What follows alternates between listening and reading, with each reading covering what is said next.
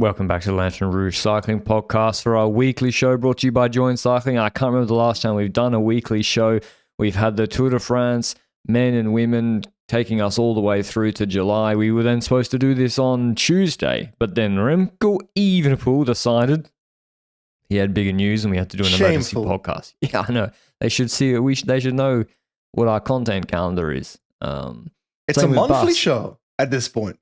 Well, yeah, if we have to do emergency podcasts, and then, also Bus with the Groenewegen transfer. I mean, I thought us content people were supposed to be all aligned on schedules. We will get into that today, though, because we've got a lot to talk about. We've got rider programs for the rest of the year and the medical bulletin, unfortunately, but there are a lot of guys in and out of races with medical problems, other transfers outside of Remco. Teams at the bottom end of the table, are they in trouble? Are they merging? Are they getting relegated? We'll update you on that. And then other miscellaneous news indeed about like Flanders, Baloise. We have a Grande Partenza announcement of a potential location where LRCP will once again be getting on the road. We have a doping investigation from Hajo Sepelt, as well as some race previews and a couple of recaps already because they're already underway. But I got to say, I love this time of the year, Benji. To me, this time of the year feels like pressure's off. We have a lot of the young riders who weren't in the Tour de France coming into a lot of nice, smaller races all at the same time. We've got guys preparing for the Vuelta. I quite like this period of racing. I think so as well. And we've got these rumors boiling up about transfers being announced as well. Kind of a combination of both. And I like myself a good transfer season. Even if we look at the actual list of riders available this year, outside of Remco, then who was on paper not available, it's not exactly the most enthusiastic list of riders, but you know that surprises can come from behind every rock, like the Remco transfer, even though that wasn't exactly a surprise. But maybe the sport has some more cooking in the next couple of months, Patrick. But let's start off there. I think that's a fair point to start. We had the Remco Evenepoel transfer being announced a couple days ago, but there's been a bit of an aftermath of that, obviously. In Belgian media, I feel like in Belgian media, they're portraying it as if it's like a giant bomb in the sport of cycling. And I would agree, it is a huge transfer, Patrick. But do you not agree that because it took so long for it to be announced, multiple years of stirring up the pot about this transfer, that it did not result in the hype that I expected for that Remco result? Where transfer? Is the Remco interview? A good question. Remco, listen, we did the long form interview before, and it was really good for everybody. So I think Remco should come and say what he wants to think on LRCP. I don't even have to speak. I'll just be a silent observer sitting in the corner on a chair. So you're telling me I have to do all the work? Yeah. I can prepare some questions, but I don't even have to speak. So, okay. But anyway, yeah, Remco, I agree, Benji. It's like we knew, like last year it would have been a real bomber. I was surprised it came this early. But yeah, it's kind of, we all knew this was going to happen. And on that, I think we knew it was going to happen for this reason, in that on an expiring deal, Quickstep had their back against the wall. Jürgen Foray gave a longer interview to Sportza, and he basically said, yeah, we wanted to keep him in an ideal world. We wanted to go for another run at Monuments, World Champs, Tour de France. He's the best Belgian rider you can get. So why would, even if he's on expiring, they'd want to keep him. But basically, it sounds like they got threatened with court action. And we see actually in the announcement posts, a sports law firm that was representing Remco in these negotiations. It sounds like they put the hard word on Quickstep. Yeah. So, and then basically Foray had to go to his sponsors and say, we've got two options. We get a huge pile of cash. We end it without really anyone embarrassing themselves publicly, or we go to court and probably lose. But Patrick, you were a lawyer before your cycling shenanigans started. Put your lawyer hat on for a second. What is the reason that it would have to go to court? Because I hear these things about Belgian law, etc., causing the contracts to not necessarily be upholdable. explain it to me in cycling terms. Actually, you're the expert. I'm not an expert on Belgian employment law. I'm not an expert at law in general.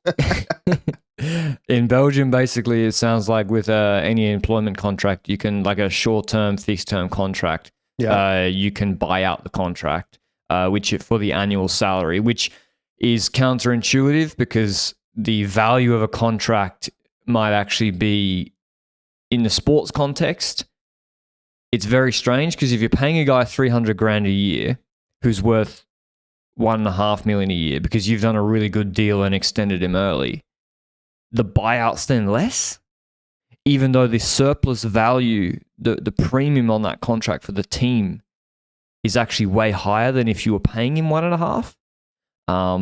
Whereas if you were overpaying him and paying him 3 mil and he wanted to leave, then they'd have to pay 3 mil a year buyout. Anyway, that's generally how it works. In football, I think there's some sort of, I don't know if there's a special ruling in football in Belgium or if there is a like an understanding within the teams that you don't do this to each other because it will fuck up the whole ecosystem of contracts, and then no one will have a contract if we... So, like, I think the Belgian football teams don't do this to each other. In cycling, we don't have... Yeah, we work across multiple countries. Red Bull, Bora, Hansgrohe do not care if... yeah, they don't care. And also, there's UCI rules about how this works. You have to have a tripartite agreement. It has to be signed by the parties. There can't be direct transfers from one team to the other team, so the payment has to go from the departing rider has to buy themselves out, but obviously they can back-to-back that with the new team. But yeah, I think basically 4A probably was like, we might lose, probably will lose. And also, do you want to have this... Do you want to be in... Like, imagine you're going to Paris-Nice with Remco whilst you're going against him in court. That would not be a healthy people management environment either, I would say. So I reckon this is like we already discussed last time in the actual emergency podcast, the best possible outcome in terms of happiness and worries from both parties to be able to reset themselves towards next year, etc. But that wasn't the only thing, because the Primož Roglic fans are unhappy. They've seen this Remco transfer, and rightfully, in my opinion, they've dug up some words from Sven Vanthourenhout, who was on Vive le Vélo, which is a post-Tour de France show on TV in Belgium after every stage of the Tour de France. Sven Vanthourenhout was there as a guest, and they get asked a couple of questions. And for example, Patrick, I gotta call you out here. So, in the last podcast, I said Patrick a few too many times, and someone decided to comment it, and now Patrick is counting the amount of times I say Patrick in the chat right here. We're up to 5 after a few minutes of podcast. I know. I'm not native English, and I fill my sentences up with your name. And I know it's annoying, but I can't do anything about it. So we're going to have to live with it. Anyway, the point I'm trying to get across here... No, it's because when Benji, I throw to Benji, a little behind the curtain, I throw to Benji, I then start researching like the next topic we're going to do and bring up the quotes or article. And then when Benji says my name, I'm like, I think he's going to throw it back to me. I'm like, fuck, bro, I gotta concentrate. So basically you're zoned out for most of what I'm saying, and you're saying that when I say Patrick, you start listening again. I think you're going to ask me something and then I won't know what to say. Okay, anyway. It happens a lot. Back to the topic at hand, sir. See, I didn't say your name there. Sir is good. Sign of respect. Well, do you deserve it today? I don't know about that. Anyway, the question that was given to Sven Vanthourenhout was, is it over with Primož Roglic to aim for a classification in a major tour? Sven responded during that Vive le Vélo interview, that's during the Tour de France. I think that is indeed the case for the Tour de France. I'm not going to comment on the Vuelta or Giro, depending on the start list of the competition, but it does seem that way. It also feels that the fighting spirit that he used to have has disappeared a bit. He would always have been there yesterday at Mur de Bretagne. This was recorded the day after Mur de Bretagne. Always would he have been in the top 5, and you don't see that anymore. Then a follow-up question. I was going to say the name again. I was going to say Patrick again. Now I'm getting like shivers down my back whenever I'm trying to say it. Hey, good. The next question was, do you think you can push Roglic into another role in the long term? Well, kind of ironic that they asked it to him and then he becomes a member of the Red Bull BORA Hansgrohe team that might be able to push Primoz Roglic into another role if he can. The question was, do you think you can push Roglic into another role in the long term? Suppose he becomes a teammate of Remco Evenepoel. Sven responds with, you have to look at his abilities as a whole, and I'm talking about positioning in the peloton, etc. after such a career, and at that age, I would say no. What is your first impressions on this interview, Patrick? Completely insane quotes. Like, these are so off base. Like, first of all, we can assume, Benji, this is July 12th. Yeah. Vive le Velo. Vanthourenhout announced he was with BORA like a week ago, basically a week after the tour, and probably he had to wait. BORA had to wait for the tour to finish. They said, Rolf Aldag, the tour is finished. Enrico Gasparotto, the tour is finished. You're fired. And then he announced it the same day, more or less. So you don't... He's already talking to BORA. He's already signed with BORA at this point on July 12th. Like, they haven't just magically in 10 days afterwards brought him into the role. Importantly, initially this was reported as like a sports manager a bit higher in the structure. Jonas Couture corrected this. This is supposedly going to be a regular DS role at Red Bull BORA Hansgrohe, so not higher up, just to add that to that condition there. But continue with your explanation here. I think I don't want to be hypocritical, Benji, because we've not ridden in the pro peloton. We've critiqued a lot of riders constantly for 6 seasons, all the time. So part of the podcast. It's a hobby. We've also worked for teams or do work for teams and also even criticize the riders or critique them on those very teams. Yeah. On the other hand, I don't know where you could find the idea that Primoz Roglic has lost the fighting spirit. I mean, you can accuse Roglic of a lot of things.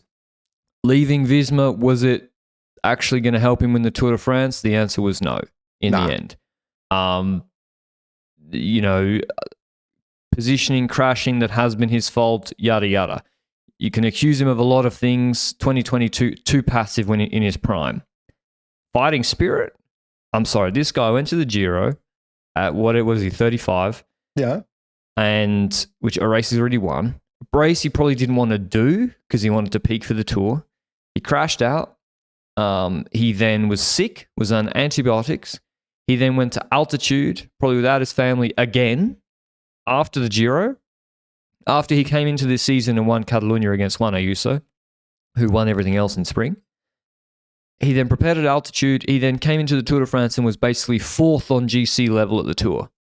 And and then Lipovitz was a little bit better, so he did in the last week. Yeah, throw that away. But is that someone who's... I would not accuse that person of basically kind of losing their fighting spirit. This is also before his week 3 where he did throw away a couple of GC positions because he didn't care about 5th or 8th. He wanted to go over a stage. But I don't know, Roglic is the one person who I would say he crashes and gets back up more than anybody else probably in the history of cycling. I fully agree. And to be honest, this interview also adds to my feeling that when that Remco transfer hit, great stuff, okay, top-level rider being announced as a transfer towards Red Bull BORA Hansgrohe, sure. The first reaction I had was chaos. We have so many changes within the Red Bull BORA Hansgrohe team next year, which is, okay, Lipovitz has just bought him the Tour de France, Remco comes in as potential co-leader for the Tour de France, maybe they don't want to share a Grand Tour, whatever, that's one part of people management. On top of that, this team has a history of pretty bad people management where sprinters were meant to do the Tour de France and last minute were cut off of the Tour de France, but also this year, I feel like we've heard some rumors along the way that people management was not perfect for this team either. And then we move towards a situation where the staff also changes half of it. And I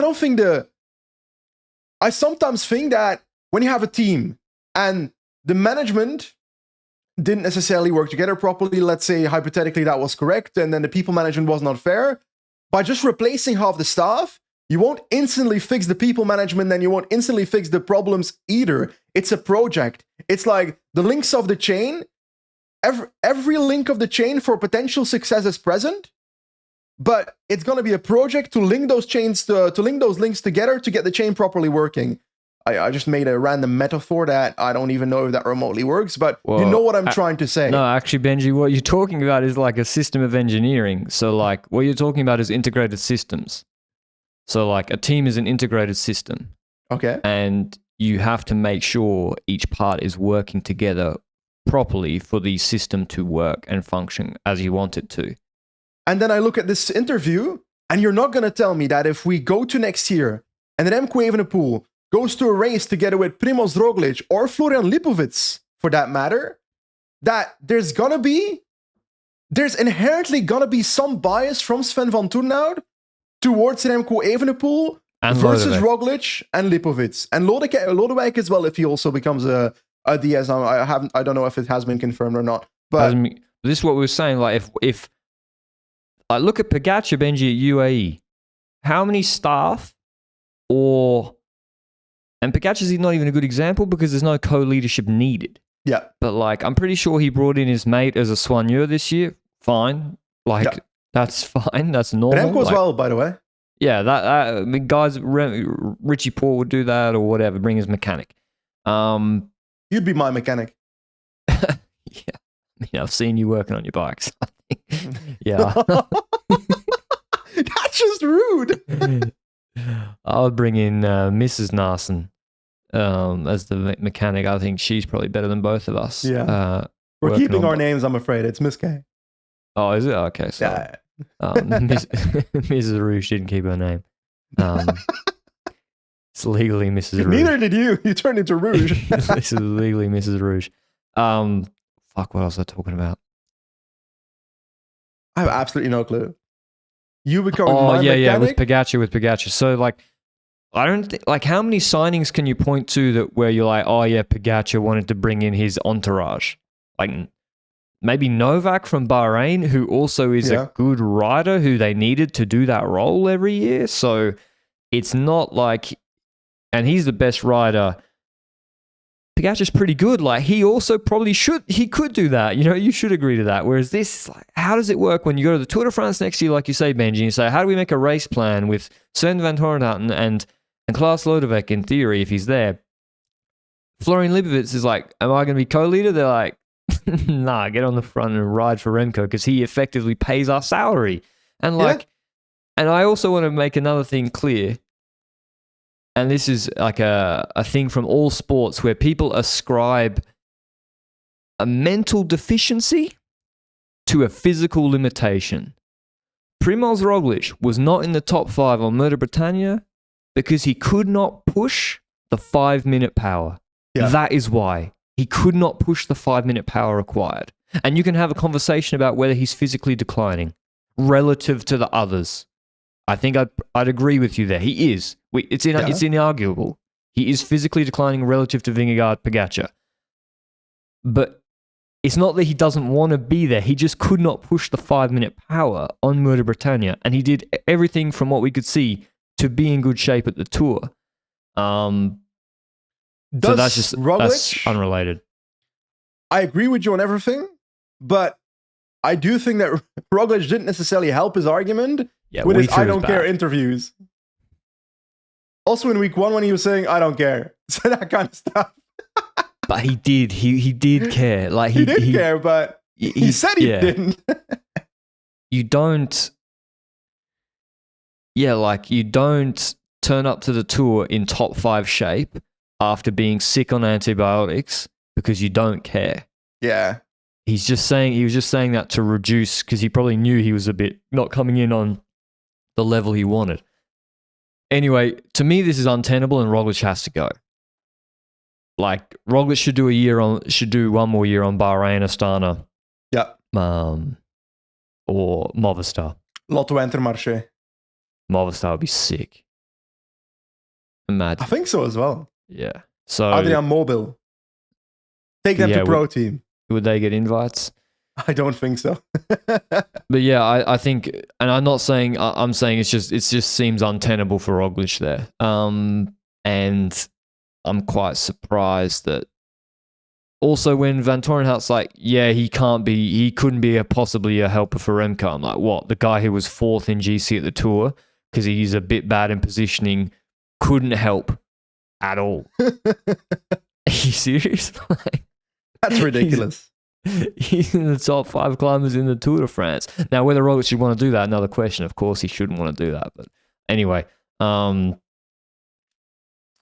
let's move to the rider programs and medical bulletin. Speaking of Movistar and Primož Roglic, Benji, the man who stopped this man winning 5 Vueltas in a row, Enrique Mas is out of the Vuelta. There's an asterisk on the Vuelta. That is true, actually. I think now. Because, like, if we take a look at Enric Mas's history, then whenever he goes to the Vuelta, he performs pretty good, I would argue. Last year, he got 3rd. Year before that, 6th, ruins my argument, but 2022, 2nd place. 2021, 2nd place. 2020, 5th place. Like, you have to beat Enric Mas to deserve the victory at La Vuelta. On a serious note, Enric Mas is forced to skip La Vuelta this year and the rest of the season, sadly, due to thrombophlebitis. I think this is something with your arteries in your leg, something with a blockage there or something. I'm not an expert, but that is the medical reason for his inability to ride those races. So hopefully he recovers as quickly as possible. And you're right, asterisk on La Vuelta. Because Mas has really prominent varicose veins. He always has. And like, I think he has thrombophlebitis. He has, inflammation of a vein. So he's out for the season. Really sucks. They just extended him long term. Hope he's able to come back okay. Another man out of the Vuelta is Lennart van Eetvelt, who was flying in the first week of the Vuelta last year. Van Eetvelt's season's been marred by crashes. He's crashed a lot. Last year was his breakout season. He didn't recover from his TDF injury. Probably raced a bit too long in the TDF then, I would say. Now that he's out of the Vuelta. On positive news, Eganito Bernal, who's at Burgos right now, is back to racing at La Vuelta. And Fabio Jakobsen also, who did also have iliac artery, Luke will know, iliac artery surgery. He returns to racing at Denmark, which is in a couple of, or next week. There's a couple of nice sprints there for Jakobsen. So hopefully he's back. And talking about Dutch sprinters, Patrick. I said Patrick again, damn it. Talking about Dutch sprinters, Dylan Groenewegen is signing for a different team. He was at Live Alula, that's the women's team. He was at Jayco Alula for the last couple of years, and he's moving team towards the Unibet Titema Rocket, so to a pro team together with Elmar Reinders, part of his lead out, and there's another transfer in that team, Matthias Kopecky going from Novo Nordisk to this team, so those are interesting transfers. Every single one of those riders has a 2-year contract here, and can I be honest? Groenewegen, big name. Reinders, part of that lead out. Is it weird that I'm mostly hyped about Matthias Kopecky? Well, Kopecky is like what they've had success with, which is what's been their best ever signing? Lucas Kubiš, right? Yeah. Who was a Conti level, sort of 25-year-old Eastern European, Central Europeans, however you want to look at it, sprinter who got loads of top 10s, didn't win very often, good in positioning. Kopecky is the same rider, but he's a Dutch speaker, I'm pretty sure. He's born in the Netherlands. So, and his brother's there. Thomas. Oh yeah, he's Dutch, but also you get the Czech Natty Champs UCI points. I think he's a really, really good rider. Actually, Kopecky, like he's on Novo Nordisk. It's the team they have only diabetics on the team. He's diabetic.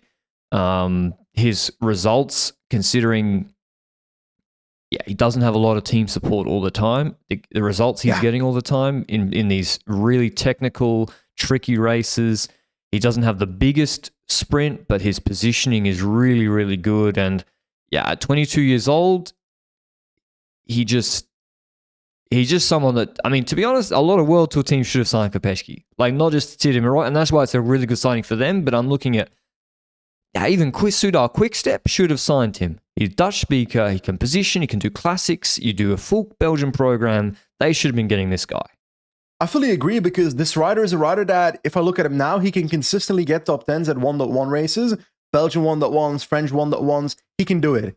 And I believe that any team that signs him, also doing it with Titema Rockets, can bring this rider to a rider that can actually start winning 1.1 races. I believe in that. He's only 22, let's not forget. So this rider has the potential to step up from this position. Versatile sprinter.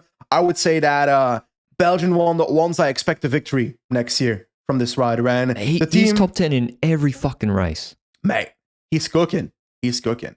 And who's he going to lead out at Novo Nordisk? So put him with Manier. Yeah. Well, yes, but I'd rather see Matthias Kopecky have his own chances than having to play fiddle for Paul Manier at Soudal Quickstep. So I prefer this transfer actually for him as well, because it's also a team that's seemingly on the way up. And that brings us to the other side of the transfers, Dylan Groenewegen and Elmar Reinders. And gotta say, first impressions, super impressive way of announcing a transfer, really transparent. Uploaded a 28-minute YouTube video, I'm pretty sure, of showing the process of a team that is a pro team on paper, signing a World Tour sprinter that has a legacy of winning big races, Tour de France stages, etc. Obviously towards the latter part of his career. And now the question is, what can this rider offer to the team? Because obviously the hyped up ambitions are shown in that video, like Groenewegen saying, I want to win your first Tour de France stage on the Champs-Élysées, whatever, for the team. I don't become too warm about those ambitions. I see Groenewegen more as a rider that I'm not sure that you agree with this, but I actually see him as a rider that can get a few victories for this team, which that's fair, but I'm not sure. I don't think it's worth the money. It's obviously a lot of money. I mean, they made that clear in the video. I loved the video. I really enjoyed it. I mean, a lot of the World Tour teams, honestly, put to shame by how good the social media of Unibet TDM Rockets is.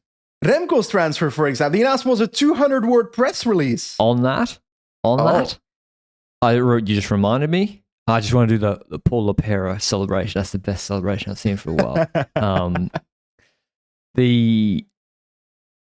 I think Quickstep had control over the release because Quickstep won the press release. BORA basically weren't allowed to grandstand. To me, it looked like Quickstep said, we can announce it, we're going to announce it here, but you're not rubbing it in our face. You're not doing a massive celebration rolling out the red carpet video. You're going to do a 200-word byline. We're going to say we didn't want this to happen. And it seemed like Quickstep almost had to sign off on that was part of the whole agreement.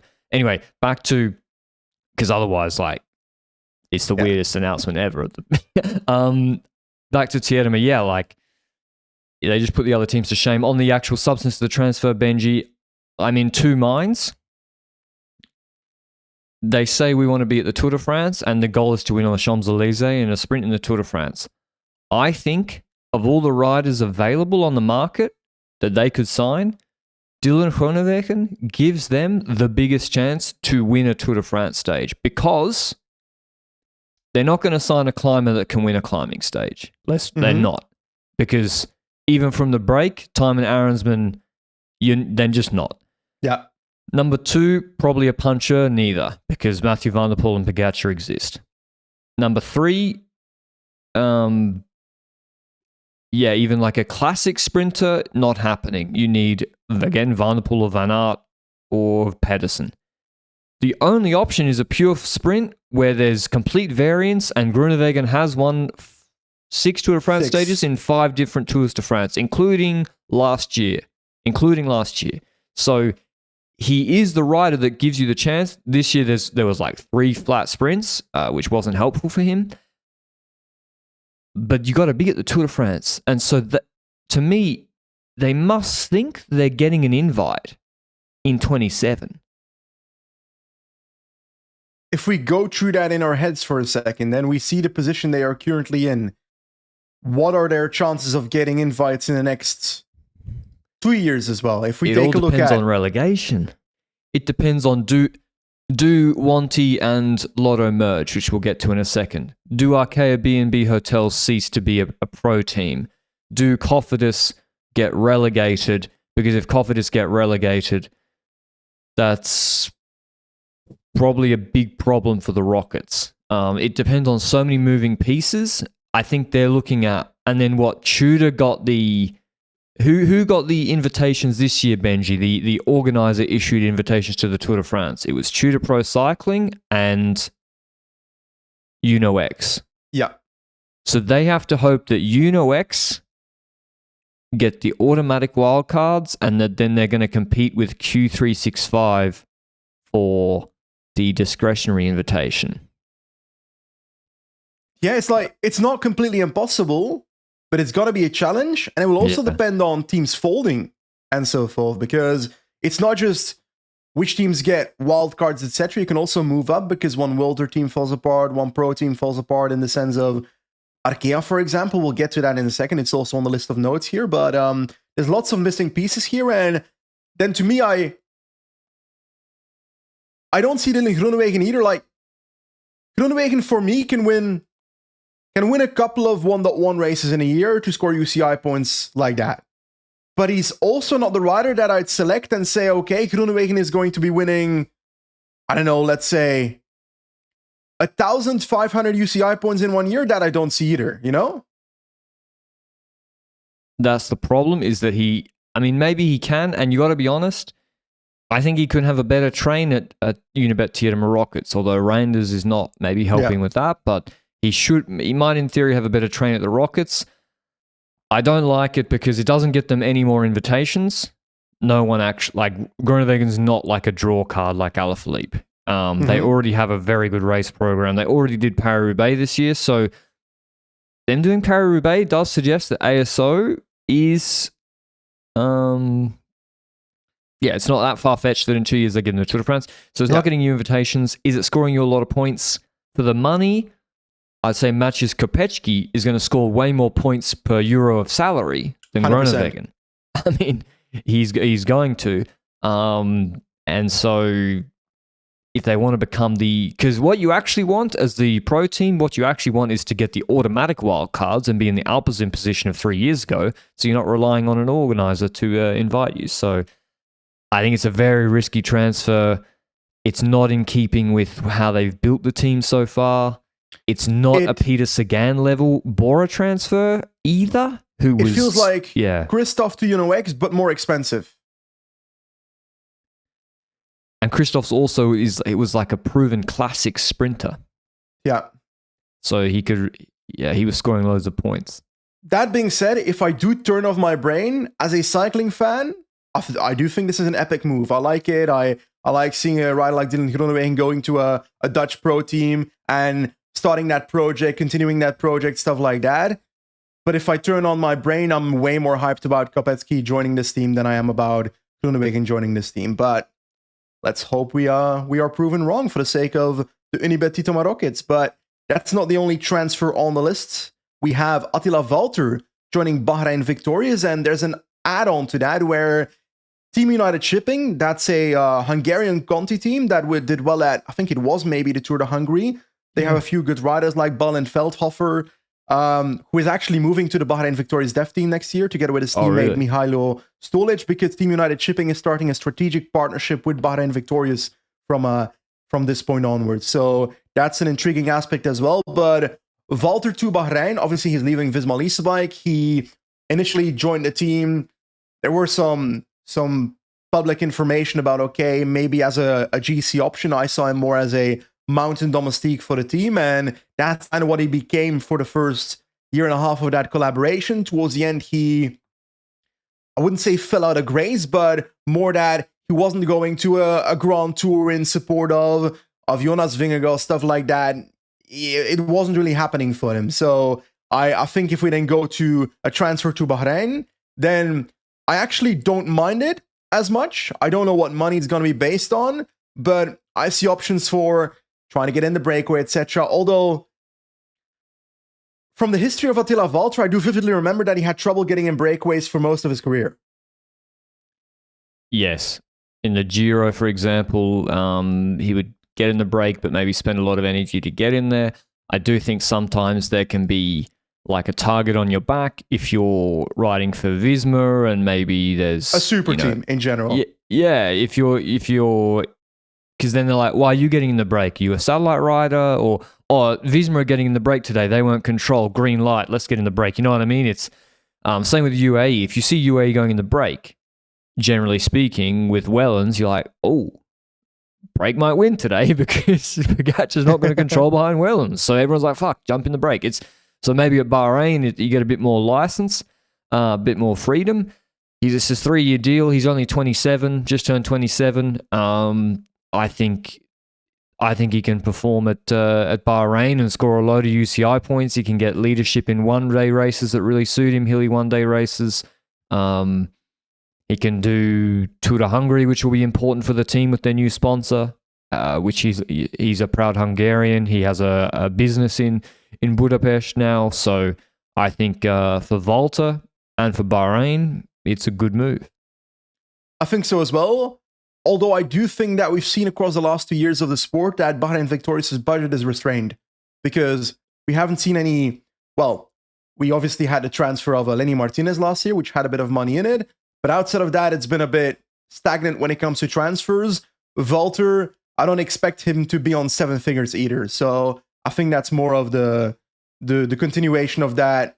Bahrain not necessarily being the Middle Eastern team with a full treasure chest on their back.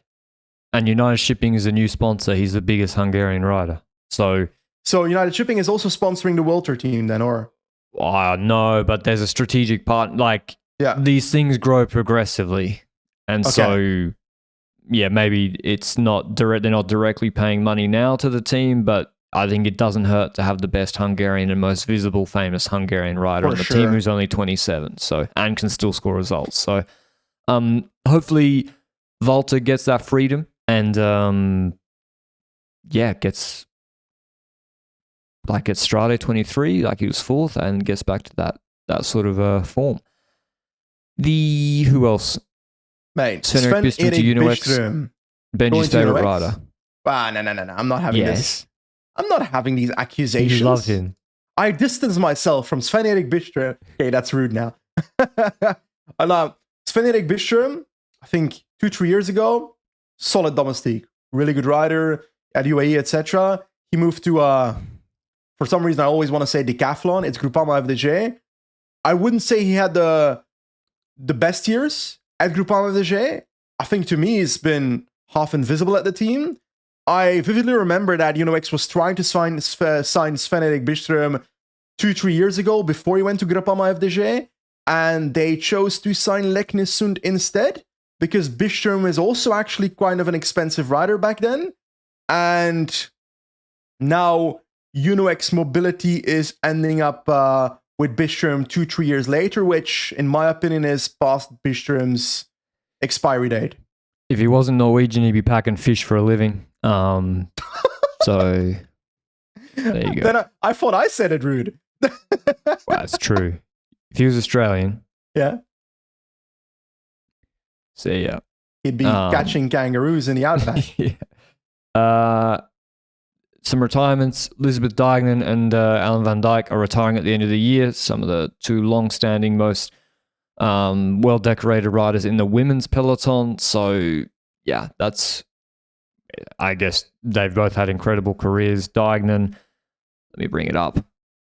43 professional wins, world champion in 2015, won Tour of Flanders, Strade, and Liège, and the first edition of Paris-Roubaix, I believe. Yes, first edition of Paris-Roubaix Femme, in a long 81k solo. So yeah, incredible one-day racer and career. Alan van Dijk, one of the best time trial riders from who won 2 world championships individual time trial 10 years spaced apart. 22 and 23. She won 3 in total. She also won the Tour of Flanders, 70 professional wins. She's 38 and incredible career. Been a staple at Trek Segafredo and then Little Trek as like a helper, or then in the flat races winning GC with a TT like Baloise every year just about. I swear she was doing well at Baloise. So yeah, they've both had incredible careers, both at still a good level, but bowing out now. The next piece of topic is Arkea B&B Hotels. This is an old one actually, but we haven't done a weekly show on this, so we might as well discuss it now. Arkea B&B Hotels in battle to survive for 2026 as both title sponsors pull out. This was reported by many media. I'm going off the Cycling News article. And I think it's fair to say that from this point onwards, from this article coming out, from this news initially coming out, that it's more and more looking like Arkea is completely done for. Am I correct? Yeah, I think a lot of the riders were told to look for other teams, and I think if you don't have you can't. Well, one person and team did string riders along and sign them up to contracts, and then they didn't have the contracts anymore, and then they had to find a team in October, November with the B&B Hotels, not the sponsor company. I mean the team 2 years ago. Pinot. Yeah, with Pinot. But it actually sounds like Uber is doing the right thing, which is like he sent out the press. He sent out a very transparent, like open letter to the, well, it wasn't an open letter, but it obviously got published in the press. A letter to staff being like, yeah, we don't have a sponsor right now, and obviously then riders are now being offered to other teams, so it's tough for them. Maybe they'll go down. Like Total Energies very clearly like has contracted their budget, and they're just going to be like a small budget French pro team. Maybe Arkea do that. Like with all these changes that we see going on, Arkea being in financial trouble, potentially removing their team from existence, Total Energy becoming a smaller team with the budget, etc., then the relegation battle stirring on. And for example, at the moment, I think provisionally Cofidis is the one in P19, so the one that is technically virtually going to be relegated. Arkea disappearing as a team does not help them because they're basically under Cofidis in the virtual ranking, which means in the battle doesn't change much. There's one other thing that might impact it. We might as well jump into it. Lotto and Intermarche are potentially looking to merge in 2026 because we've had some, let's be honest about it. Intermarche has been in lower budget areas, territory of World Tour for a very long time. Lotto has been struggling for the last year and a half, if not longer, in this sport, to be honest. And the CEO of Lotto, Jannie Haak, this is an article from Bram van de Capelle on HLN. That CEO, together with the CEO of Intermarche Wanty, Francois Bourlard, they've been chatting some shit about a potential merger, and they apparently have made a formal letter of intent to merge the two into a pro team, into a World Tour team called Lotto and Intermarche. That's a provisional name. I'm not sure if that's actually going to be the resulting name, but the word on the street is that the UCI license would be held by Captain of Cycling, which is the holding company, Lotto, whatever you call it, behind Lotto, while the Continuum Sports company behind Intermarche would be looking to sell their UCI license to a rich pro team. I don't know if that's allowed by UCI rules, but you can't sell the license, but you can sell the holding company that owns the license. So it's you can sell Continuum Sport. Yeah, and wasn't Continuum Sport CCC, and before that BMC. Yes, you're right. Because doesn't Intermarche own the BMC socials? So BMC was big when Facebook was big. They had like a 500,000 follower Facebook page. So you can sell the holding company that owns the license. Yeah. But that then the reason for that is that then comes with it all the sponsor contracts, or lack thereof rather, and then the rider contracts. So if there's a merger or a purchase of the holding company, it means people probably losing their jobs. Because the new pro team comes in with their staff, or it means there's riders out of a job because there's just less. There's not a new team. It's a existing pro team buying the license that already has riders. Maybe they take on a few of the best ones, but it's not good for the staff or riders. But this is probably, I would say, this is a necessary contraction, Benji. Both in it's unfortunate, but when we look at how many French professional teams there are and where they sit in the budget tree, and then how many Belgian teams there are, just there's not enough money in the market in those countries to obviously support them with the increasing budgets. So they're just a victim of maybe the increasing budgets across and the increasing costs of running a professional cycling team.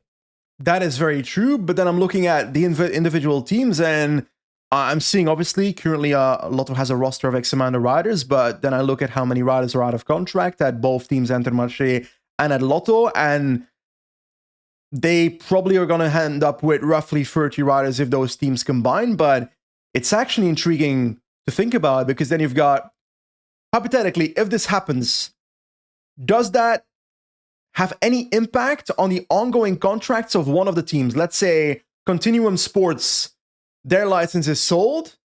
Does that mean that all the contracts related to Continuum Sports become invalid? Or do those automatically, like a Biniam Girmay, do those automatically become contracted to Lotto and Intermarche? So for the best riders, you have to agree, and that's why Binny might be available. We've heard rumors that Binny might be available. His contract is with the paying agent, Continuum Sports, not with the merged entity, which is, you can't actually have a real merger. Yeah. You got to move to one paying agent that has a different license. So if you want Binny to come across to the new entity, you need a new agreement with him. He signed a contract with Continuum Sports, registered with the UCI, that contract. So, but obviously the most attractive asset at Wanty is Biniam. Yeah. You know, Biniam is the best rider there, and he just won the points jersey last year at the Tour de France. He's the most attractive rider, but let's be clear, the goal of these teams coming together is not necessarily to bring Biniam together with Arnaud Delis or something. It's to bring the budget of Intermarché together with the budget of Lotto, because according to that Van de Capelle article, Lotto's budget is roughly about 9 million. Intermarché's budget would be lower than that, so we're still looking at a relatively small budget for a World Tour team if those two teams are combined. I'm imagining 16 million something, plus maybe a few million from other teams. So where would you rate that within World Tour right now? I think that's still in the bottom half.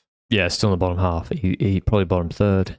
So like the money is the reason for this merger to be on the table, because both teams are financially struggling within the World Tour sphere of the sport.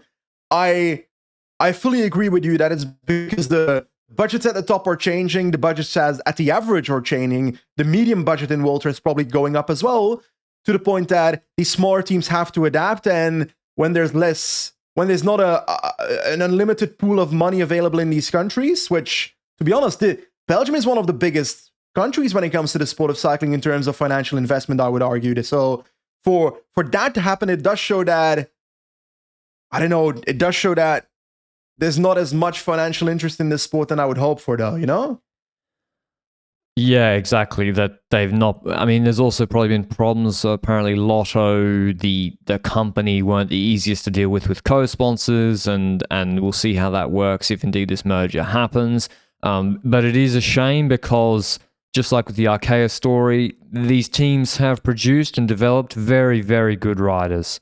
You know, Biniam Girmay has got his chance at pro level, although Delco were pro, but he got his chance with Intermarché Wanty, and to win the.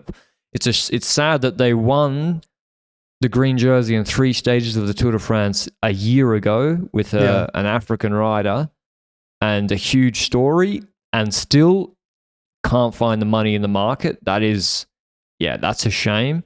With revenue sharing or a different economic model, maybe Intermarché Wanty would have been rewarded for that performance in some way, or because the Remco transfer, Benji, with all the staff and everything, and the buyout is probably the annual budget of these two teams merged. Yep. Just that. So it's the difference between the teams is huge. Even Arkea just won the prologue at Tour Alsace with their Devo guys, with Huku. Like, they're producing really, really good riders as well. We're not just thinking about, at the moment, we're just discussing the World Tour team, but both of these teams have a dev team, which means that has a women's there's team. also, very true, that's probably, in my opinion, the saddest part about Arkea disappearing. But when it comes to the dev teams of Lotto and Intermarché, if that becomes one dev team, then that's half the roster spots that are gone for potential youngsters to go to. And this brings a segue towards our next topic at hand, Patrick. It's I should say on the young guys, did we skip Senna Romain? We have not. I'll bring you to it in a second. Circle back to him. I'll circle back to it, my friend. Flanders Baloise, the Belgian development team that has always been in the pro team circle of the sport, that has brought forth talents like Yves Lampaert back in the day, Milan Fretin, lots of riders over the last decade of the sport, even longer than a decade at this point, I'm pretty sure. But Burgos. they will stop receiving funding from the Flemish Federation, so the Flemish government. Their funding came from the Flemish government, but their desire is to change that and to focus on track cycling, because track cycling, Flanders Baloise, has been a connection for a while with the likes of Kenny de Ketele.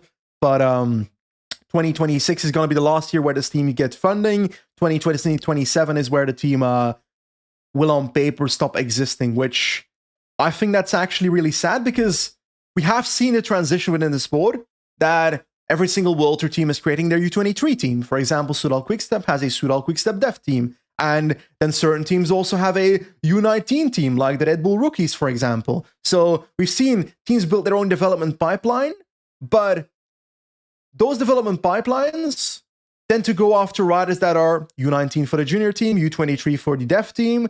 I feel like Flanders Baloise, tell me if I'm wrong here, but I feel like it sometimes offered second chances to riders that might not have been picked up in their first year of being a junior, their first year of being a U23, Exactly.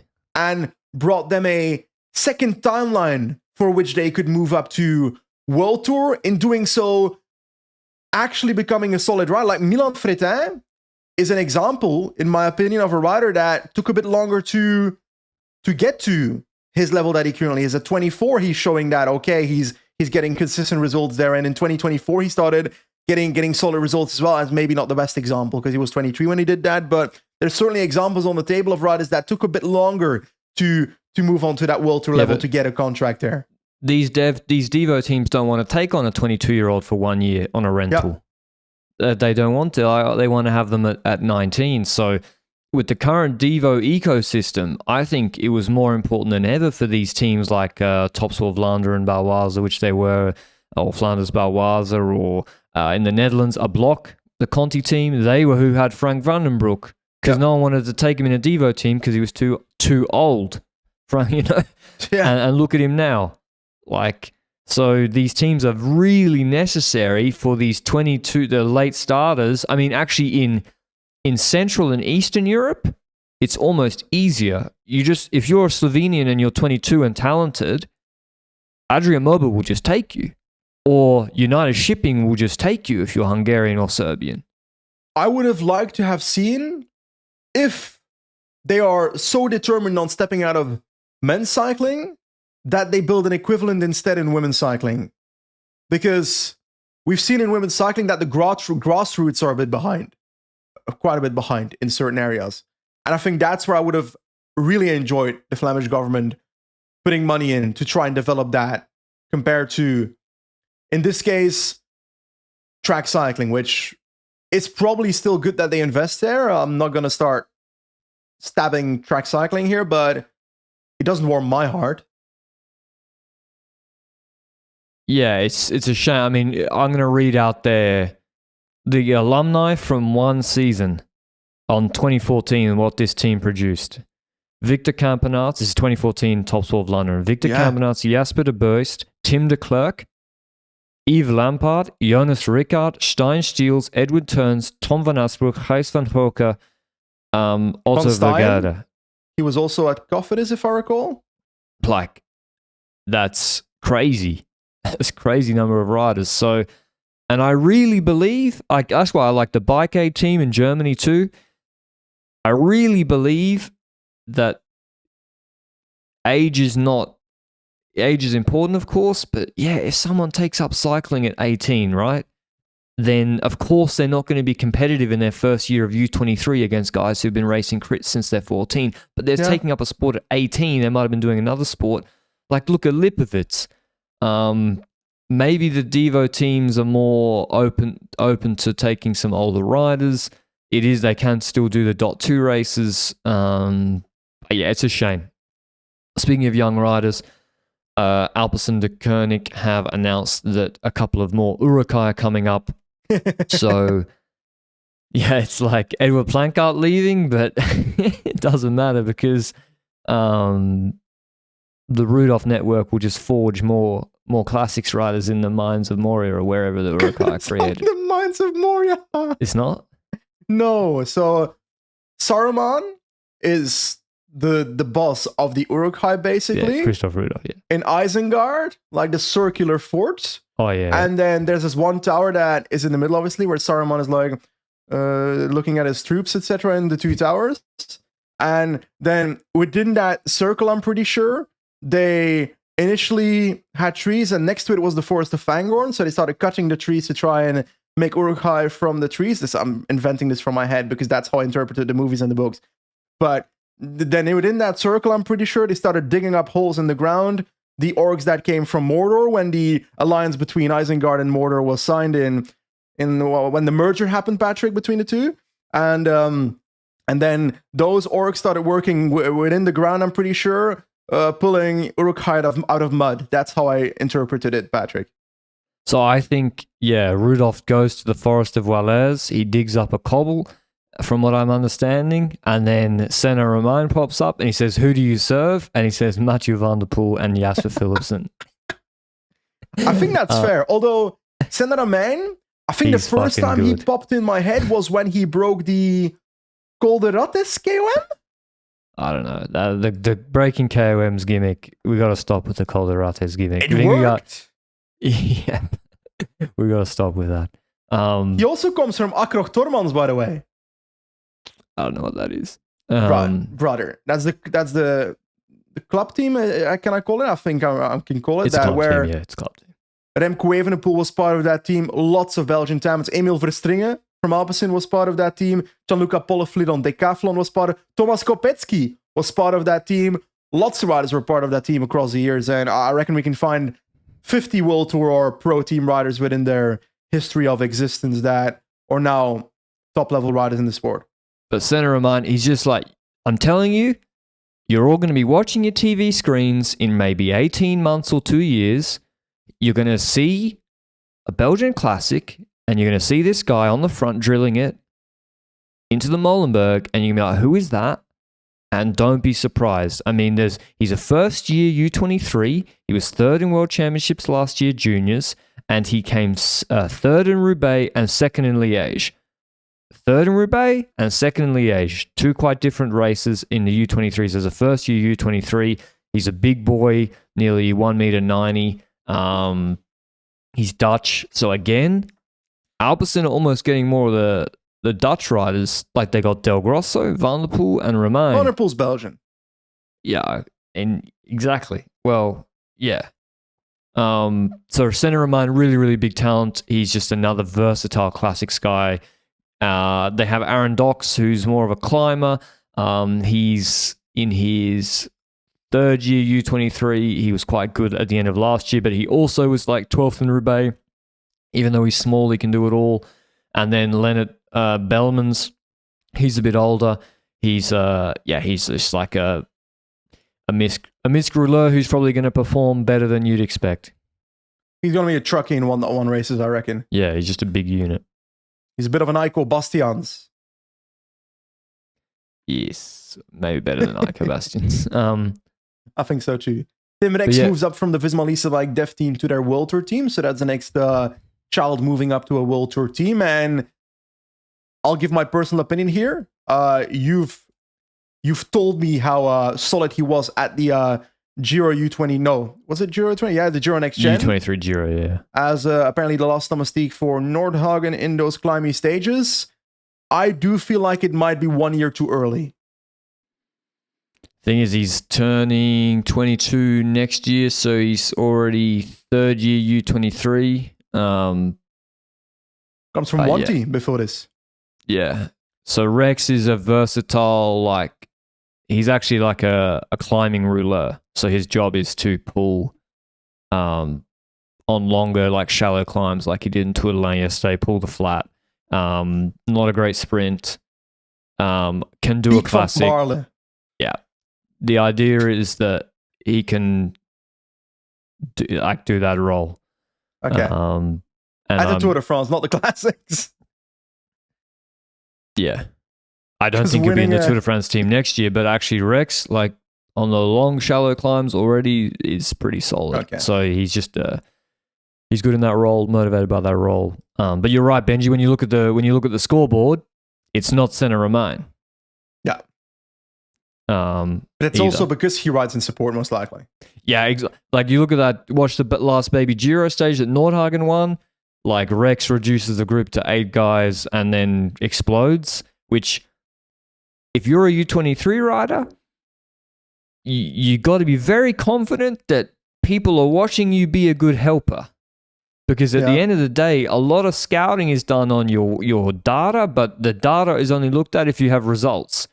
And yeah, if people aren't looking at what you're doing, or it's not even televised most of the time, you're better off making sure you get a top 10.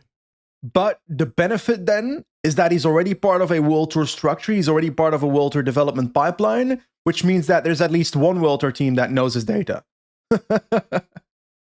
Well, and also it's communicated to him that the way for you to get a pro contract is to prove that you can be a really good, versatile climbing rouleur and a motivated helper. And then when he does it, you make good on that. Same with Matteo is the idea. There are all the transfers. You've done the merger. Other miscellaneous news, Benji already mentioned, Covitus is back in the relegation zone. Picnic Post and L are even like leapfrogging Intermarche and Astana, but Astana will probably come back now with some of the smaller races on, like Arctic Race, which we'll preview in a second.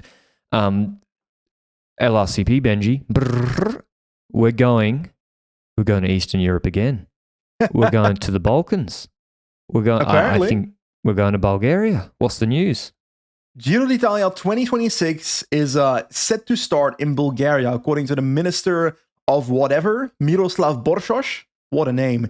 He announced the Grande Partenza to start in Bulgaria. A big sports event is coming, blah, blah, blah. He said at some press thing. Now, I've heard information from Hungarian commentator that it's about 99% done, apparently, the deal. So not 100%, but I think it's most likely going to happen. So if that does happen, Patrick and I are apparently going to Sofia in Bulgaria, so why not, eh? Went to Albania this year. Should be fun. Ironically, this announcement of the Giro going to Bulgaria comes one day after the UCI brings out a statement that they are banning the president and the vice president of the Bulgarian Federation for trying to change the rules of the federation to basically make it a dictatorship to stay in power. So that was the ironic part of it, although I don't necessarily have a feeling about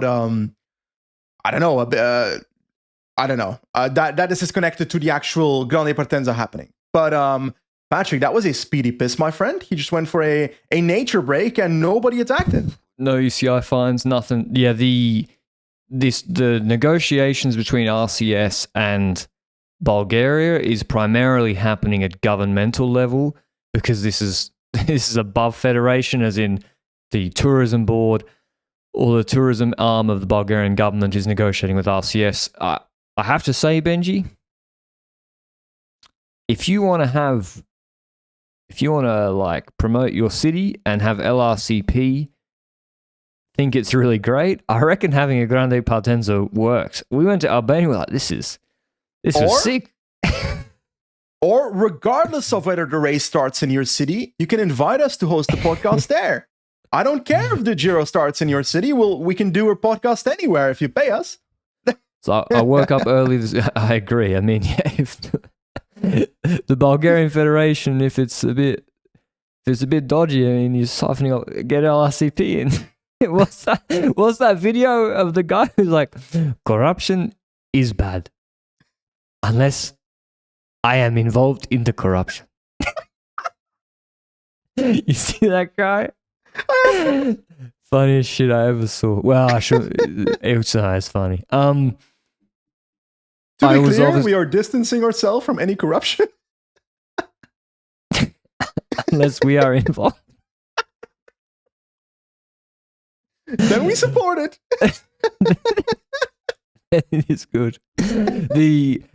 Obviously, I woke up early this morning after this news, and I went onto Google Maps and I started to investigate possible routes in the Sofia metropolitan area. And so Sofia, in case you didn't know, is the third highest capital city in Europe.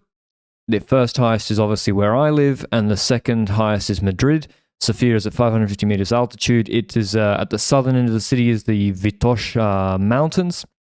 It's surrounded by mountains. Which goes up to like 2,300 meters, I think, or maybe no, not that high. But anyway, we got some climbs here, Benji. We got some climbs, and there's a road. It's like the Turkish road. What was the Turkish road with the small little pave? Barabach? Yeah, so the road is small little pave. It's not Vuelta-style concrete slabs. It's 5 to 6%. I saw on Strava it has, like, there's been 3,000 attempts, so it's very popular in the city with the city cyclists. We need a long climb up the Vitosh mountain. How from long? Sofia. Like, it's literally like 20k, so like 6%. Ooh. It's like a Jebel Jais, but with pave. I'm intrigued by it. So Up I to welcome decent that. altitude. Make it happen. Now, I don't know much about Bulgaria, so I'm quite intrigued by going there, to be honest. We will be going to the Orthodox Cathedral, Benji. We'll be going to the mosque. We'll be going to the Catholic Church, which has been recently added into the square, and we'll be going to the synagogue. They're all in one area in Sofia. Bro, I just want to try some Bulgarian food. We will do that as well. We will do that as well. On to the next topic, Patrick. This is also a very old topic because we're basically doing a 2-monthly show these days. But OneCycling rejected by UCI is a title on my notes. I had an article from L'Equipe going through that, but it all came down to UCI deciding in unanimity, I think that's a word, unanimously deciding not to include the OneCycling project in the men's and women's World Tour calendars next season. If you didn't know, OneCycling was basically this idea brought forward with a collaboration of multiple teams with supported finances from the Saudi Arabian Sovereign Wealth Fund, which, according to a lot of people, was a lot of money. I think it was like 250 million or something? That was what was reported, yeah.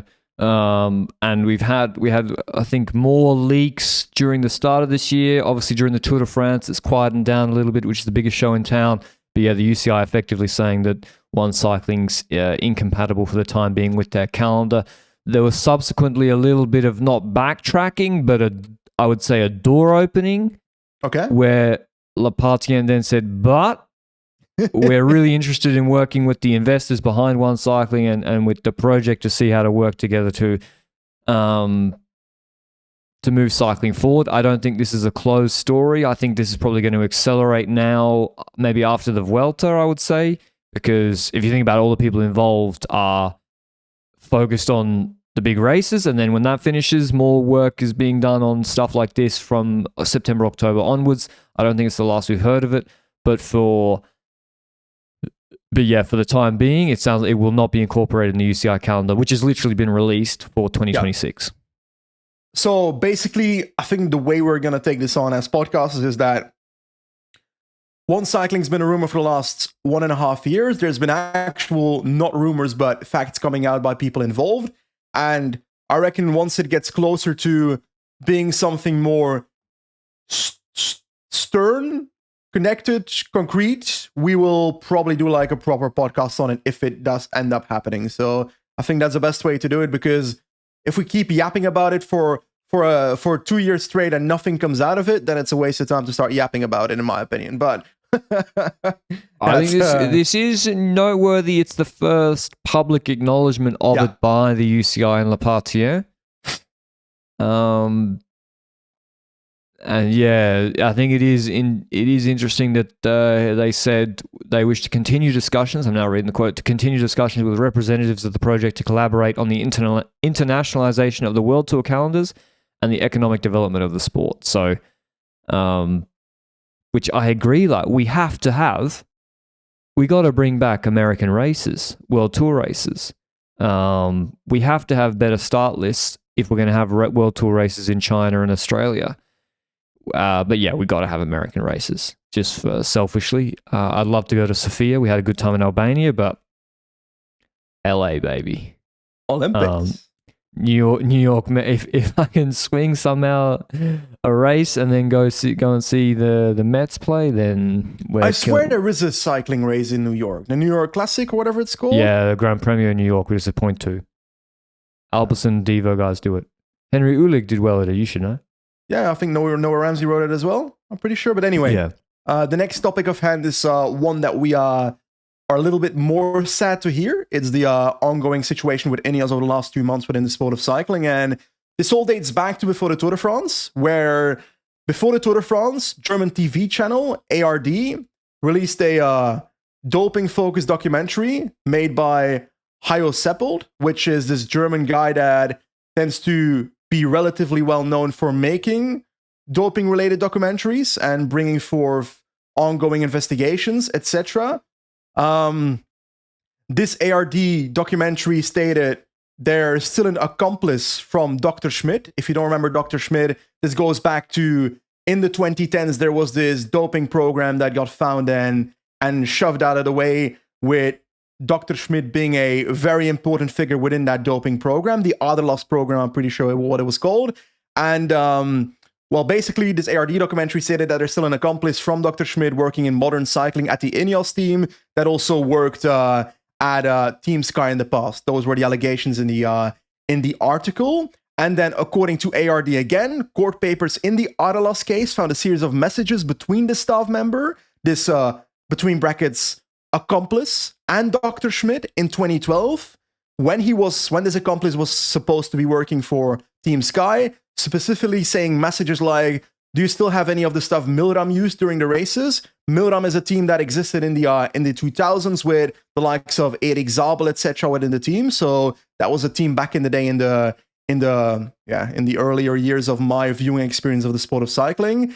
Anyway, that message between that accomplice and Dr. Schmidt supposedly said, do you still have any of the stuff Milram used during the races? If so, can you bring it for the boys? Prior to the Tour de France 2012. So very shady messaging, very shady everything here. And was on Milram. Survey Knaven was on Milram. Okay. That's good to know. Yeah, sports director at Team Sky. Yeah. During the first 2 stages of the Tour de France, INEOS remained quiet on this subject. Brailsford didn't want to talk, stayed in his butt all the time. Jesus. Stayed in his bus all the time. What a vocal typo. And then later, throughout the Grand Tour, INEOS did release a statement. I don't actually have it on hand, so maybe if Luke can find it. But according to The Guardian, Head Soigneur David Rosman was later sent home by INEOS from the Tour de France after being asked to speak to the International Testing Agency about doping allegations in relation to the Tour de France 2012. So my assumption based on everything is that Rosman is allegedly that accomplice in this entire situation. Now, first of all, my instant reaction is, with the whole Freeman situation back in the day, with Great British Cycling, with Team Sky in 2012, I'm pretty sure it was 2012, with the Olympics of Wiggins, there were already question marks on Team Sky performances as a consequence of that trial that went ongoing, and Freeman looked like a scapegoat to me in that whole situation. Now, this being brought up in 2025, which it's late for it to be brought up. I'm happy it is brought up though, because the more transparency we have on this sport, even if it's stuff that happened in the past, I'm all for it. Well, my first impression to this is second question mark on those performances. But to bring it forward, I am surprised that it takes. Well, I'm not sure I'm surprised by it, to be honest, but that it takes for ARD to make a situation on it publicly, to make a documentary on it, for the ITA to spring into action when there's literally been court papers in the Aderlass case that found those messages in the past. Like, I don't understand how the anti-doping system behind the scenes works, but I assume that if in a court case in the past, something becomes clear that a certain person within a process was linked to a doping system, that with cyclists. With cyclists, then I would assume that the anti-doping agency should be able to kick into action based on that evidence shown up in court, even if that court case was not necessarily putting Rosman as the pinnacle of that court case that was about Dr. Schmidt, if I recall correctly. It's in the same fashion of the Caja Rural stuff. Like, was it 2023 Vuelta maybe, that during that Vuelta, some Guardia Civil papers were leaked in which there were allegations of team-based doping or something towards within the Caja Rural team. And then there was a rider sent home in that Vuelta, I'm pretty sure, in relation to this. And the boss of the Vuelta actually got, I don't want to say wrong things here either. Luis Aular was sent home during that Vuelta. Or just didn't start after stage 12. Didn't start after stage 12, but I think Marca then connected that to that leak of that Guardia Civil document. And who gets punished in that whole situation? The manager of Euskaltel, who allegedly leaked that Guardia Civil document instead of the people that were involved in that Guardia Civil document. I'm sorry, but what the fuck? And I heard nothing from the actual people of Caja Rural and the riders involved in that Guardia Civil document itself being punished in any way. So it seems to me like if I am a doping rider, hypothetically, if I'm a doping rider and there's a court case going on. But is it doping? I don't know. Or is it very dodgy? Is it very dodgy doctors abusing prescription medication with these riders? Because then the riders are going to get target tested, but then wasn't that what was happening as well in those leaked Guardia Civil documents? So it's crazy. And then riders like that getting a World Tour contract afterwards. I mean, and then just nothing happened. Just like nothing happened.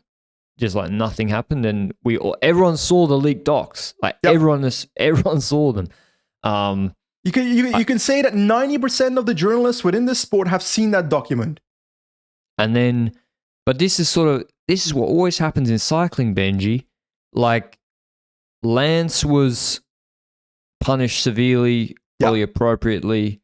Brunel as well.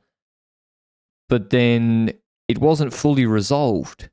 Like, the actual sport itself didn't fully have a refresh, reset.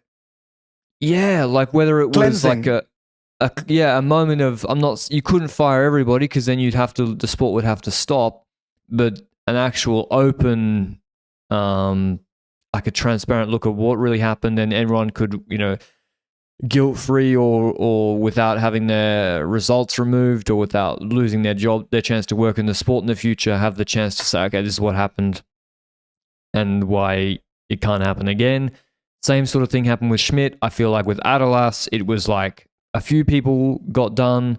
Pradler got suspended, and then it wasn't really resolved. And then with the Guardia Civil leak, same thing. Nothing's really happened.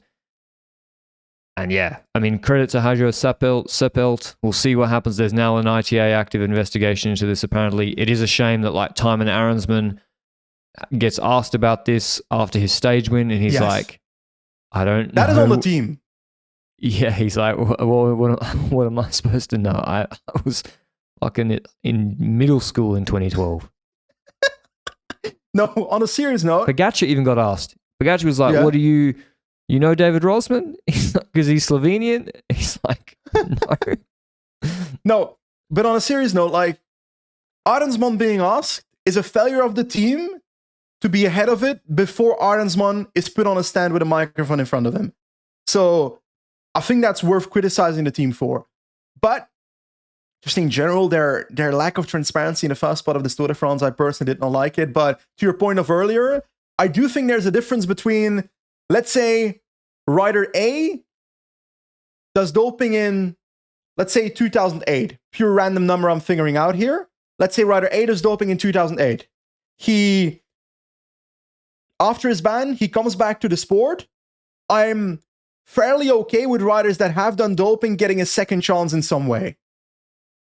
But I am fully against people that were involved in team-organized doping on a manageable position to come back to the sport and be part as a manager position on a new team within the sport of cycling, stuff like that.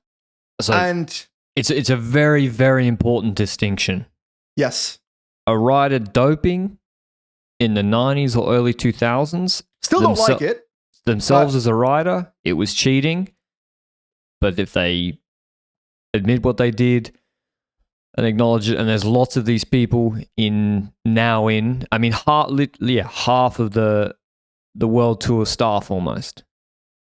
Yeah. To me, that is very different to being the manager of a team and being in some way involved in the doping of those riders in a position of authority.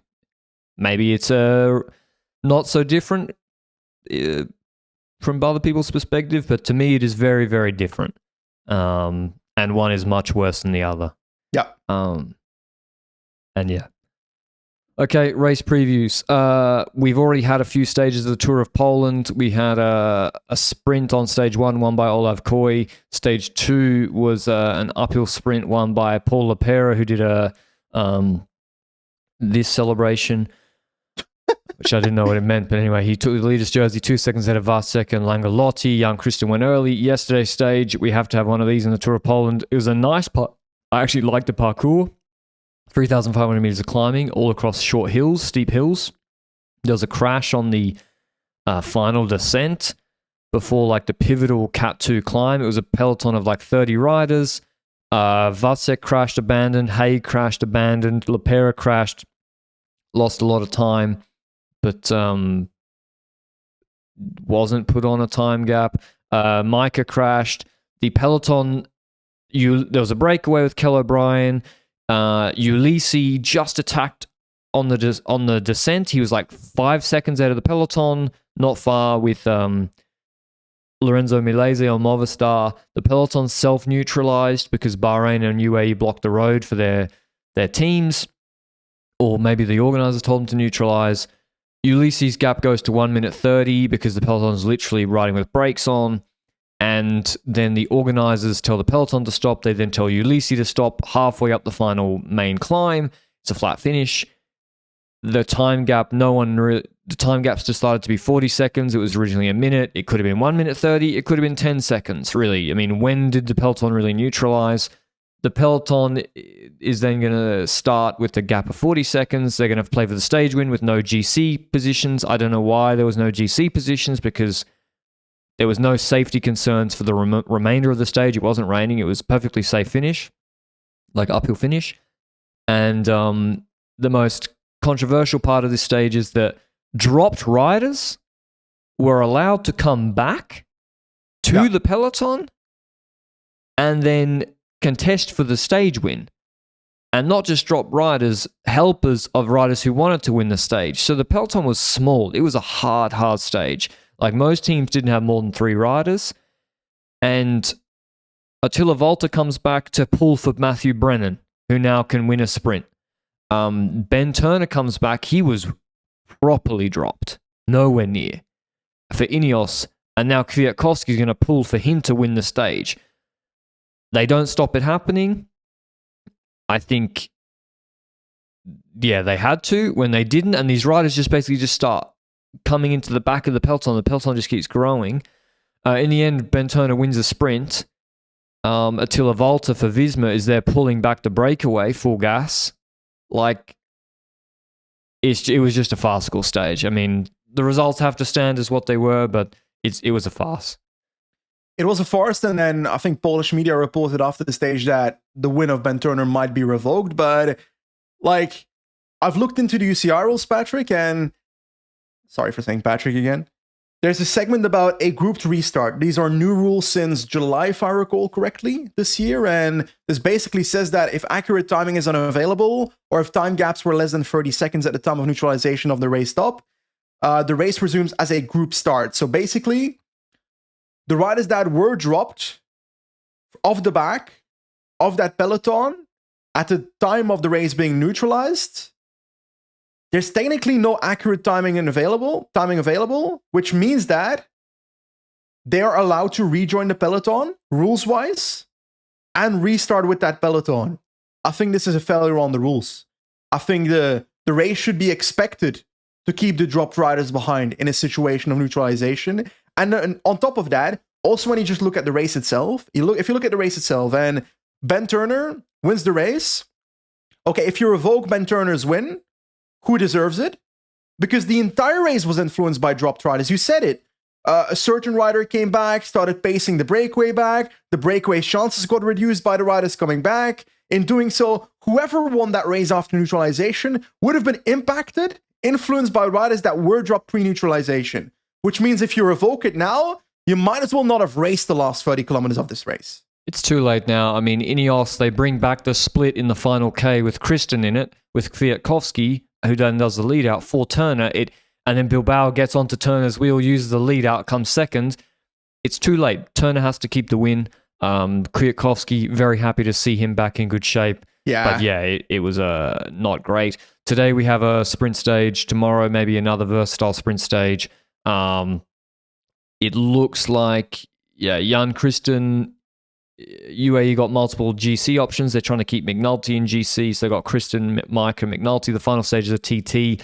Kristen hasn't taken any bonies yet, though, so that's tricky for him. But I actually really like the parkour this year. I think it's really nice parkour, and into Poland. I like the final TT. So if I had to pick, I was going to pick Wacek to win the GC because he has taken a few bonies. He's now out. Real shame. Hope he and Haig are okay. And I probably think McNulty might be the favourite now because the other riders are not so good in terms of TT. Burgos, we had an uphill sprint, like a cobble sprint that was won by Rouge Adria, who's a bit of a specialist in these. He won GP Wallonie like this. Bit chaotic behind. Del Toro tried to jump across to Adria, and Bizio and I think Labrosse was behind. He strikes his pedal in a corner, crashes. Ciccone, it looks like almost Del Toro's hands as he's crashing brings down Ciccone's wheel. Ciccone was actually braking too much, and he should have just ridden over Del Toro. And if you want to look at the funny side of it, Del Toro crashed out his main GC competitor here. Del Toro only somehow loses 11 seconds. How they did it like that, I don't know. And Ciccone, because of a mechanical, loses 1 minute 20. So a masterful gambit by Del Toro. He now has the GC wrapped up. That's certainly one way to look at it. Yeah. We have a few, but yeah, it'll all be decided on Laguna Stanaya uphill finish. Tour de l'Ain, we had a long climb yesterday with a descent. FDJ did a masterclass. They came back with Tom Donenworth, the English specialist, and he won. They did a magic lead out with Godou, and they did like 1-2-4 in the sprint.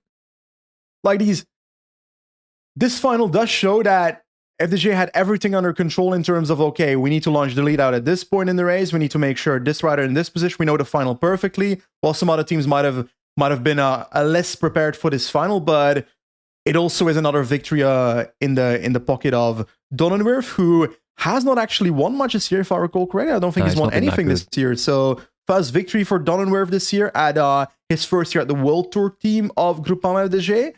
I do expect this guy to win a little bit more next year and maybe towards the end of the year as well. Maybe this is the first one that kicks it off, and maybe he's found his form properly now, because this is on paper the type of rider that can be consistently in top 10s, right, of 1.1 races?